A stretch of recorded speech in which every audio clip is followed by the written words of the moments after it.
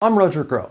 We're here today to talk about the stock markets and why they matter and why they're important.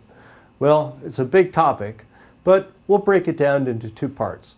Number one, as an operating company, frequently you need cash in order to grow your business.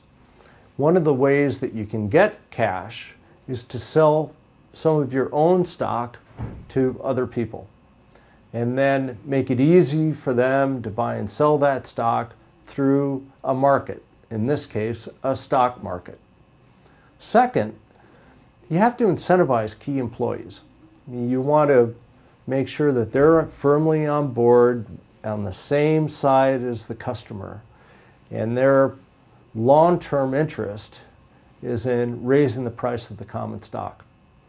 In order to do that, having a fair and open market available which brings back all of their efforts into a price really matters, because their livelihood depends upon the value of that common stock going up, which puts them firmly in all of the shareholders' camp.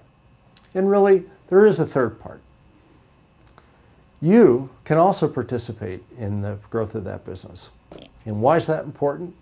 Because as you start to think about what to do with the assets in your 401k plan, or perhaps your profit sharing plan or defined benefit plan, you can invest in real estate, you can invest in commodities, you can invest in bonds, but also you can invest in stock.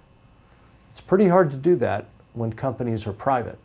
When companies are public, especially in the major markets, let's say the G7 markets, which would include the US, France, Germany, the UK, Hong Kong, which isn't G7, Tokyo, and those would be the major markets.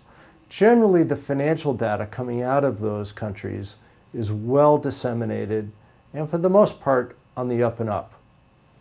As a result, you can rely on the data being released from the companies as to the health of their business. Really, the role of a well-governed stock market is to be sure that the investor or potential investors really understand what's happening in those companies. In some countries, that's not true. The stock markets don't put much pressure on companies to release accurate financial data.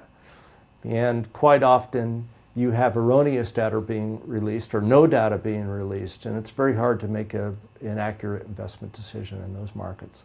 So why? What's the purpose of a stock market? Well, it's a place to buy and sell stock, but it's also a place to go where you can rely upon the information that's being released by companies as governed by the law of that country. I'm Roger Groh, and that's why stock markets are important.